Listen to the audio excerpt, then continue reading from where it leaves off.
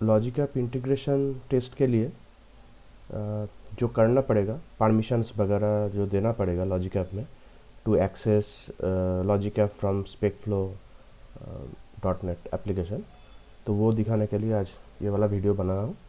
तो ये वीडियो में देखिए पहले डिस्कस कर लेते हैं कैसे ये काम करता है। जो टोकन देके हम लोग अगर लॉजिक ऐप को कॉल करेंगे तो लॉजिक ऐप वो कॉल को एक्सेप्ट करेगा। तो उसके लिए क्या क्या करना पड़ेगा, हम लोगों को दो सर्विस प्रिंसिपल बनाना पड़ेगा। तो दो सर्विस प्रिंसिपल का मैंने नाम दिया है logic app client and logic app service. तो लॉजिक ऐप क्लाइंट का एक क्लाइंट सीक्रेट क्लाइंट आईडी होगा, वही सीक्रेट आईडी मुझे भेजना पड़ेगा। उसका जो डिस्क्रिप्शन रहता है, मतलब उसका जो डिटेल्स भेजना पड़ता है वो टोकन के लिए, वो क्लाइंट आईडी क्लाइंट सीक्रेट भेजना पड़ेगा। और उसके साथ हम लोगों को स्कोप भी भेजना पड़ता है। तो स्कोप जाएगा ये लॉजिक ऐप का एक एपीआई होस्ट करना पड़ता है, मतलब एपीआई में दिखाऊंगा। एपीआई होस्टिंग के लिए एक एपीआई जनरेट करना पड़ता है, जो एक यूआरएल रहता है, वो यूआरएल को भेजना पड़ेगा ये स्कोप में। तो ये वाला मिलेगा इससे। पर्टिकुलर ये वाला जो सर्विस प्रिंसिपल है क्लाइंट वाला लॉजिक ऐप क्लाइंट, उसको परमिशन देना है लॉजिक ऐप सर्विस के, मतलब लॉजिक ऐप सर्विस को एक्सेस कर पाए यहाँ से। उसके बाद जब हम लोग ये क्लाइंट फ्लो प्रोजेक्ट से जब ये वाला टोकन जनरेट करने के लिए रिक्वेस्ट करेंगे, तो जो टोकन मिलेगा वो टोकन पर्टिकुलरली स्कोप होगा इसका। तो इसको एक्सेस करने के लिए लॉजिक ऐप को हम लोगों को ऑथराइजेशन बोल के टैब रहता है, उधर पे जाके हम लोगों को परमिशन मेनू में एक फील्ड रहता है, वहाँ पे जाके पर्टिकुलर ये वाला लॉजिक ऐप सर्विस को परमिशन देना है। इसका जो क्लाइंट आईडी है उसको परमिशन देना है। ये करने से क्या होगा, लॉजिक ऐप का जब टोकन आएगा, लॉजिक ऐप वो स्कोप को चेक करेगा कौन सा स्कोप को दिया है और उस स्कोप में उसका एक्सेस है या नहीं। तो अगर उस स्कोप में एक्सेस है तो लॉजिक ऐप आपको ट्रू रिटर्न करेगा एंड ऑथराइजेशन पास हो जाएगा, फिर आप कॉल कर पाएंगे। तो चलिए फटाफट बना लेते हैं सर्विस प्रिंसिपल। तो देखिए मैंने दो सर्विस प्रिंसिपल ऑलरेडी इधर पे बनाया है, मगर अगर मैं इधर पे जाऊं,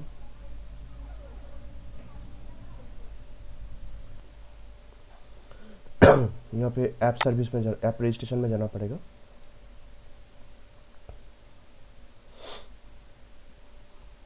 वाला एप्लीकेशन देखिए दो ऑलरेडी है, अगर नहीं है तो यहाँ से न्यू रजिस्ट्रेशन करके आपको बनाना पड़ेगा। तो मैं इधर पे दिखाता हूँ कैसे करना है। देखिए दो बनाया, एक लॉजिक ऐप क्लाइंट, एक लॉजिक ऐप सर्विस। पहले लॉजिक ऐप सर्विस को दिखाते हैं कैसे बनाया है। तो लॉजिक ऐप सर्विस में देखिए यहाँ पे एक्सपोज एन एपीआई बोल का ऑप्शन है, यहाँ पे आपको जाना है।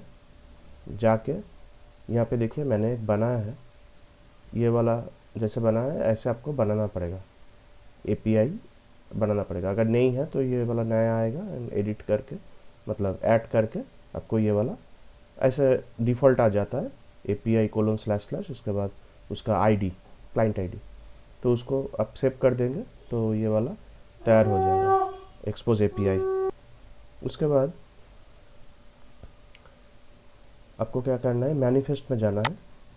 मैनिफेस्ट में जाके यहाँ पे देखिए AAD ग्राफ ऐप मैनिफेस्ट, यहाँ पे जाके देखिए इधर पे एक्सेस टोकन एक्सेप्ट वर्जन, ये जो है इसको करना है, क्योंकि ये 2.0 वो आप टोकन यूज़ कर रहे हैं तो इसको 2 करना है। तो ये करना है लॉजिक ऐप सर्विस में।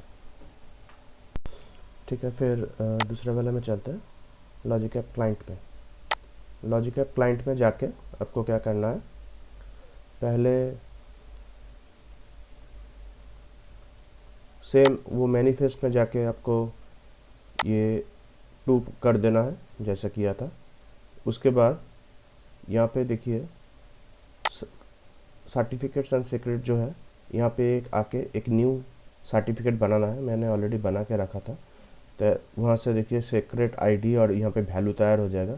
ये सीक्रेट वैल्यू जो है इसको भेजना पड़ेगा आपको जब OAuth 2.0 टोकन जब बनाने के लिए कॉल करना है, तब ये भेजना पड़ेगा क्लाइंट आईडी और ये वाला सीक्रेट, ये लॉजिक ऐप क्लाइंट का। उसके बाद हम लोगों को परमिशन देना है। उसके बाद देखिए यहाँ पे परमिशन देना है, API परमिशन में जाना है, जाके यहाँ पे ऐड परमिशन करना है। तो इसको यहाँ पे ऐड परमिशन करके एक बार दिखाता हूँ। ऐसे API माई ऑर्गेनाइजेशन रूल्स, यहाँ पे जाके लॉजिक ऐप सर्विस को सिलेक्ट करना है, जो आपका और एक सर्विस प्रिंसिपल है उसको सिलेक्ट करना है। सिलेक्ट करने के बाद ये नीचे आ जाएगा। उसके बाद grant admin concept for the default directory, ये देने के बाद ऐसा टिक आ जाएगा और ये कंप्लीट हो जाएगा। तो इतना तक करना है ये लॉजिक ऐप क्लाइंट में। चलिए नेक्स्ट देखते हैं। अभी लॉजिक ऐप में जाते हैं। लॉजिक ऐप में गया,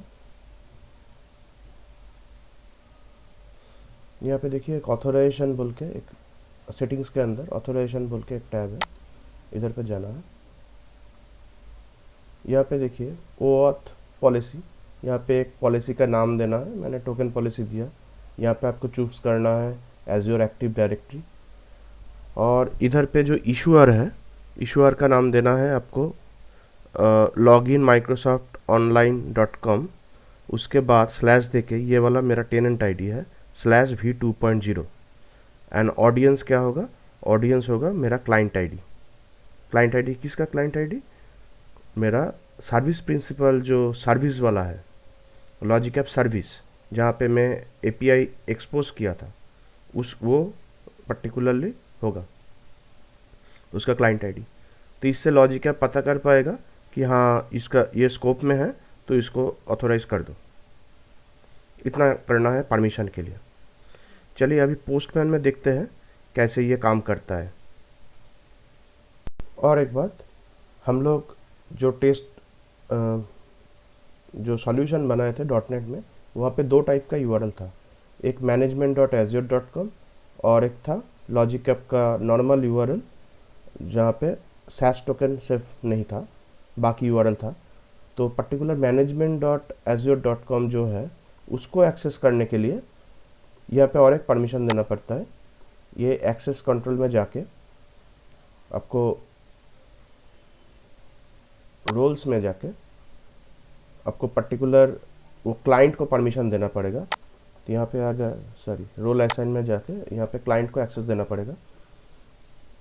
देखिए इधर पे मैंने परमिशन दिया है logic app client and logic app contributor access दिया है, तब ये रीड कर पाएगा लॉजिक ऐप का करंट स्टेटस। ये परमिशन, विदाउट दिस परमिशन ये स्टेटस को रीड नहीं कर पाता है, सिर्फ कॉल कर पाता है। तो आप कॉल कर पाएंगे प्रीवियस एक्सेस से, जो मैंने दिखा पहले। मगर आपको अगर इसका स्टेटस जानना है तो यहाँ पे आपको इसको ऐसे परमिशन देना पड़ेगा लॉजिक ऐप कंट्रीब्यूटर। चलिए भाई पोस्टमैन में देखते हैं। पोस्टमैन में देखिए ये वाला management.azure.com है, तो इसको अगर कॉल करना है तो ऑथोराइजेशन भी करना पड़ेगा। तो इसके लिए पहले हम लोग को टोकन जनरेट करना पड़ेगा।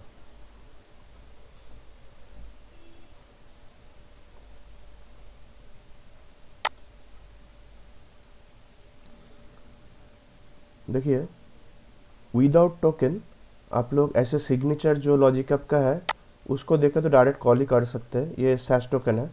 मगर जब आप .NET एप्लीकेशन से करेंगे तब आपको ये वाला नहीं चाहिए, आपको डायरेक्टली इसको कॉल करना है ऑथोराइजेशन देके। यहाँ पे मैंने गया लॉजिक ऐप माइक्रोसॉफ्ट ऑनलाइन / मेरा जो टेनेंट आईडी है /OAuth 2.0 v2.0 टोकन। यहाँ पे देखिए मैं बॉडी में ये स्कोप में 2 स्कोप है, इधर पे ये वाला है, ये वाला है। मैं एक साथ क्यों लिखा हूँ, मैनेजमेंट के लिए एक अलग स्कोप लगता है और आपका जो लॉजिक ऐप कॉल करने के लिए हम लोग जो स्कोप बनाए थे वहाँ पे वो नेम /.default ऐसा देना पड़ता है उसको एक्सेस करने के लिए। ग्रैंड टाइप क्लाइंट क्रेडेंशियल, और ये वाला जो क्लाइंट आईडी क्लाइंट सीक्रेट है ये पर्टिकुलर है आपका लॉजिक ऐप क्लाइंट के लिए। सेंड मारा तो देखिए टोकन आ गया। इस टोकन से अगर कॉल करूं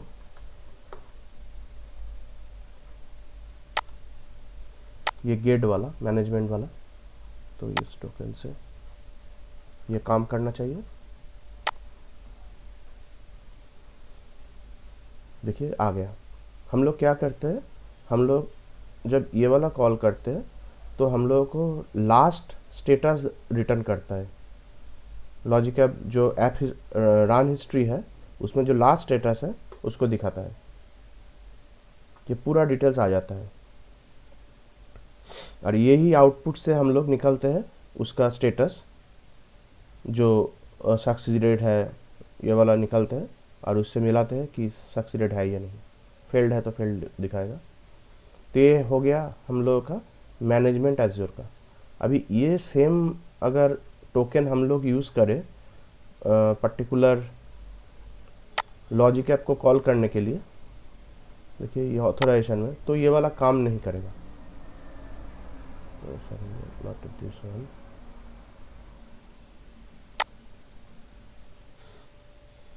देखिए ये वाला गेट कॉल ही कर रहा है क्योंकि हम लोगों का लॉजिक ऐप गेट पोस्ट कोई भी करने से ये कॉल हो जाता है, ऐसे ही सेटअप किया हुआ है लॉजिक ऐप में।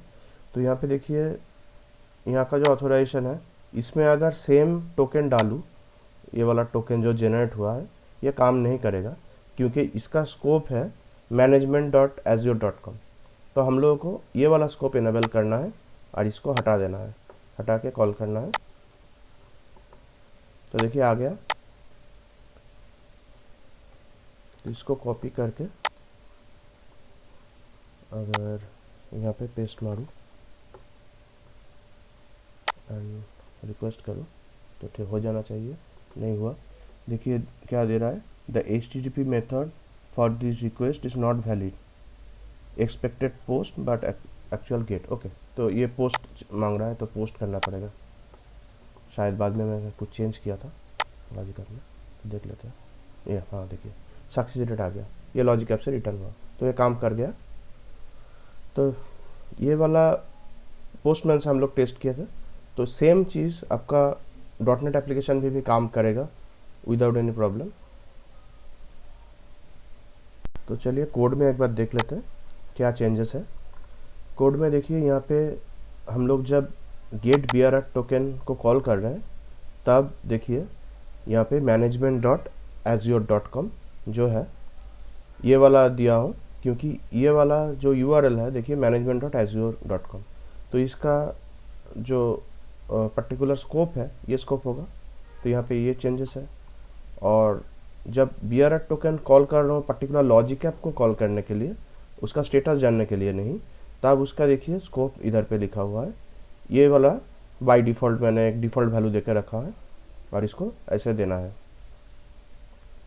तो ऐसे ये काम कर रहा है। बाय डिफ़ॉल्ट मैं ये वाला सेंड कर रहा हूँ, अगर कोई दूसरा स्कोप आ रहा है बाहर से तो वो स्कोप यूज़ कर रहा हूँ।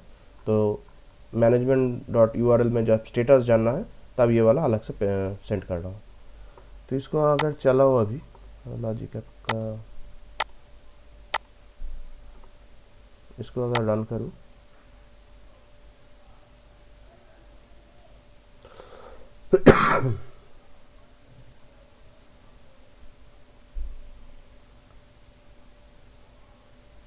अगर मेरा ये वीडियो अच्छा लगा तो लाइक एंड सब्सक्राइब कीजिए। ये टाइम लगता है ये ऐसा वीडियो बनाने के लिए, बहुत सारा R&D लगता है, बहुत सारा टाइम देना पड़ता है। तो आप लोगों को अच्छा लग रहा है तो और भी शेयर कीजिए और इसको इनकरेज कीजिए ऐसा वीडियो बनाने के लिए, तो मैं और वीडियो लाता रहूँगा। देखिए ये रन हो गया है टेस्ट केस एंड सक्सेसफुली ये कंप्लीट हो गया है। मतलब ये हम लोगों का लॉजिक ऐप कॉल कर पा रहा है और ये आ रहा है। अगर लॉजिक ऐप में भी जाऊँ तो आप देखेंगे एक और भी कॉल है इधर पे। लॉजिक ऐप का अगर रन हिस्ट्री में जाऊँ तो देखिए इधर पे और एक कॉल हुआ है आज का डेट में 18/1 में, दो कॉल एक्चुअली। एक है आपका लॉजिक ऐप को कॉल करने के लिए और एक है स्टेटस जानने के लिए। तो 7:14 में एक हुआ है, 7:19 में एक हुआ है, मतलब 5 मिनट लगा है ये कंप्लीट होने में। इतना टाइम नहीं लगना चाहिए, मगर हम लोग यहाँ पे हम लोग कुछ वेटिंग टाइम है वगैरह, तो कुछ स्लो चल रहा है नेटवर्क, तो कुछ टाइम लगा है। तो एटलीस्ट काम हुआ है और इसका स्टेटस भी देखिए सक्सीडेड निकला है। तो चलिए यहाँ पे ख़त्म करते हैं वीडियो। आप लोग लाइक एंड सब्सक्राइब कीजिए, हमें और भी वीडियो बनाता रहूँगा। चलिए बाय।